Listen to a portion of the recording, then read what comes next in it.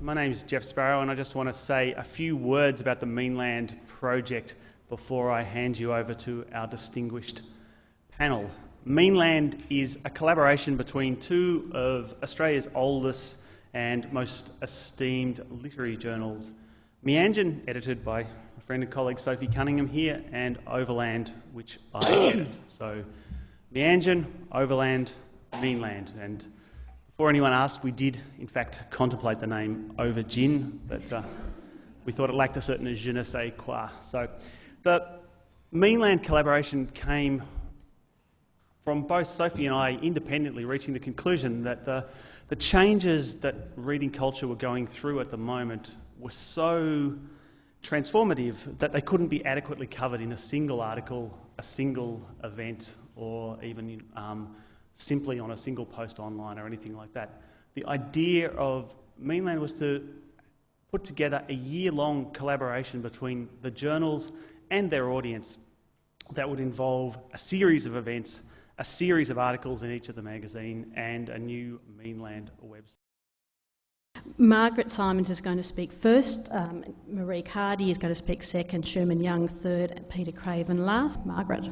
When I started reflecting on the nature of reading and how it might change over 20 years to write the piece for Overland, I found myself having trouble defining what reading actually is. What do we mean? I mean, it might be tempting to think we mean sitting down with a good book and that sort of long, sustained connection with another intelligence that involves.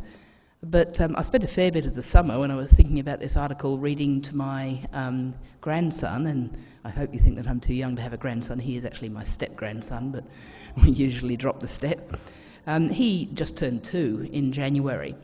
Now, reading for him is a whole load of things. Number one, he has to have a physical book, and there's pages that he can stroke and things he can push that make noises and glittery patches and all that sort of thing. And it's partly an action of recognising a picture of the dog and then pointing to the actual dog and making that connection. And of course it's very social. He wants to do it with other people. That's reading. And then as I stand here tonight, my 14-year-old daughter, I'm sure, will be both reading and writing on Facebook. 10, 15, 20 years ago, she would probably be on the telephone at this time in the evening, and her parents would be whinging at her about how they could never get hold of the telephone. There wouldn't have been any reading involved in her socialising with her friends. But now it's all about text. Now, so much for the idea that the internet was going to kill reading. In fact, it has imported reading and writing into a much wider range of activities than was ever the case before. Now, do we want to call that reading as well? Well, if you say no, that's not what I mean by reading, then I think you have to explain why. Because what I'm suggesting, of course, is that the technology in that case has changed the nature of what reading does, of how our brain actually interacts with ideas.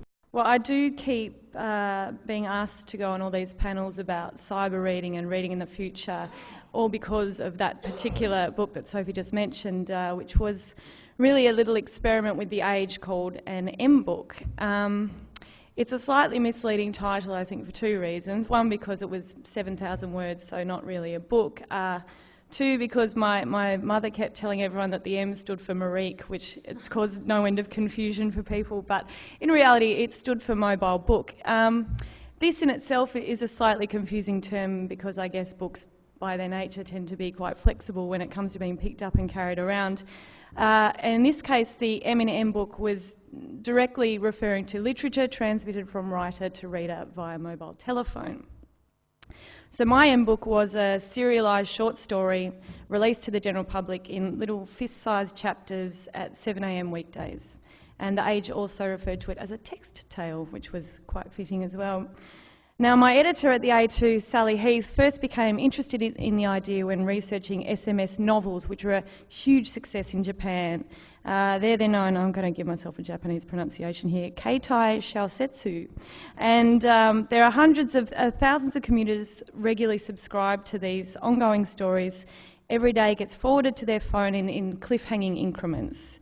And I found this quote online that I love, which describes it quite well. Phone novels started out primarily read and authored by young Japanese women on the subject of romantic fiction such as relationships, lovers, rape, love triangles, and pregnancy.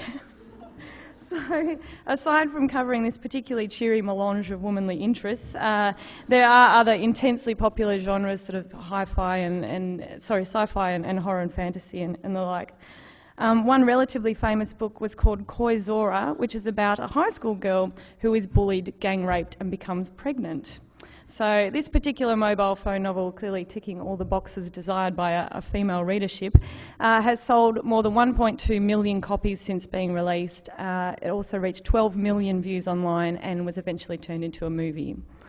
So Sally was keen to dip a toe in the water and see if Australian readers, or age readers specifically, would take to this new and interesting way of spreading the good word of literature, and asked me to be involved. The two parts of the question are, what technology of reading will we be using in 15 years? And will we, I think, importantly, still be reading long-form texts for information and entertainment in 15 years? And the short answer, so I can stop after I answer this question, but I won't. The short answer to those questions are, we'll be using some sort of screen, and yes. You've forgotten the question, haven't you? I think that people will be reading long-form texts for information and entertainment. I think that's part of what we do, notwithstanding what Margaret's suggesting. I think it may be only a fairly recent thing. It may be only something that our particular century has as a cultural habit, but it is a cultural habit, and we will keep doing it. But I think we're going to be doing it on a screen. And that is where I differ from some people who, like Marika perhaps, still feels that we'll be doing that sort of reading on paper. And I think that we're moving to screens for a couple of reasons. Because people have a view of screens that is a little bit, well, we call it deterministic in sort of like the department where I'm in. We sort of feel that a technology shapes things, that it makes us do particular things, and that screens will make us do things with words that paper doesn't. Now, I'm not a determinist, so I don't think that's the case. And I think that screens, just like paper, are blank. We can use them for whatever we choose to. We don't have to do the sorts of things that are suggested for screens, the sorts of things that we've experienced with screens. Screens have the ability to be used in exactly the same way as paper. I will wrap up with a line from Douglas Adams. In The Salmon of Doubt, he wrote, "Anything that is in the world when you're born is normal and ordinary and just a natural part of it, the way the world works. Anything that's invented between the ages of 15 and 35 is new, exciting, revolutionary. You probably get a job doing it. Anything invented after you're 35 is against the natural order of things." We're on the cusp of a new natural order of things. I say, bring it on. I write with a blocked Mont Blanc fountain pen that you have to dip in ink, and I write in a scribbled cursive script that cannot possibly be read by anyone who's under 50 years old. I've worked as a literary journalist for decades.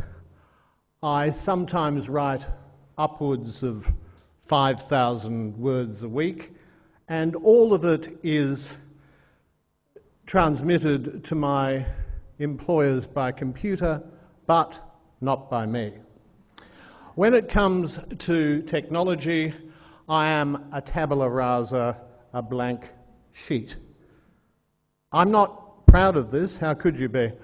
But I suppose I belong to that tiny group of people which one trusts includes His Holiness the Pope and the Dalai Lama, who have never succumbed to the mudslide of internet porn.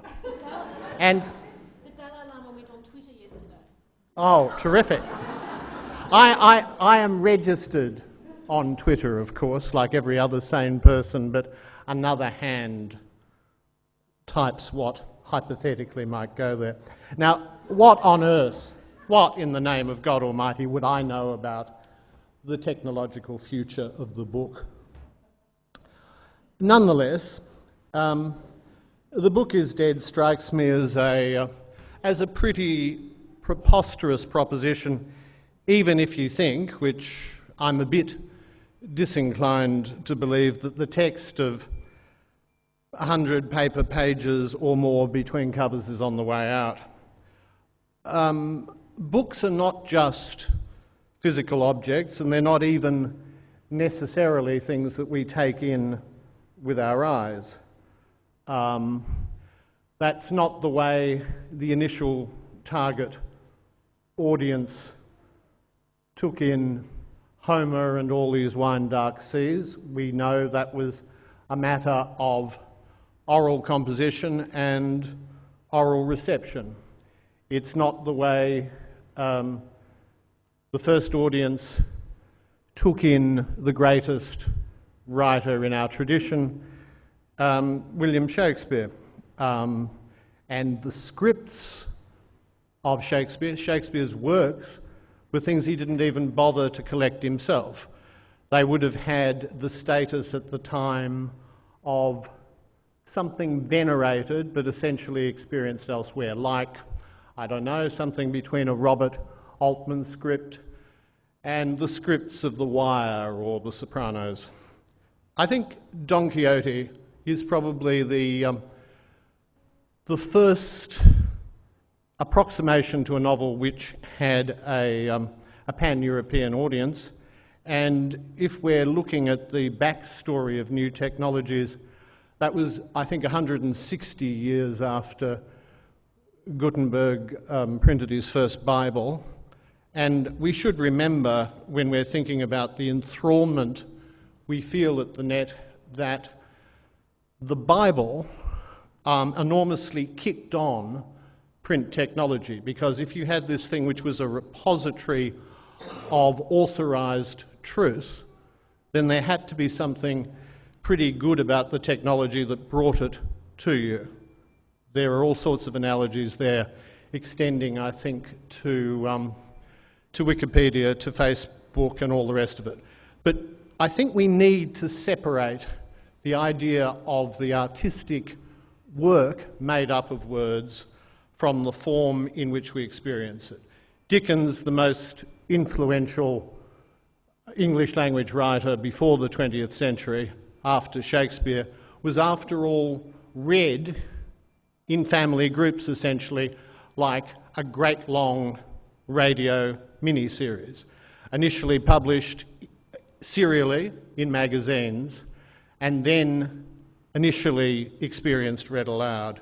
I think what's going to happen is quite possibly that we'll become functionally illiterate in the visual sense, about the more elaborated literature of the past, the vast, complex weavings of plot in everything from, you know, the tale of Genji, the great Japanese epic, to David Foster Wallace's Infinite Jest. We're going to lose probably our ability to actually look at and translate into something in our heads all that rhythm and cadence and extended syntax. But I don't think that means we have to stop hearing them.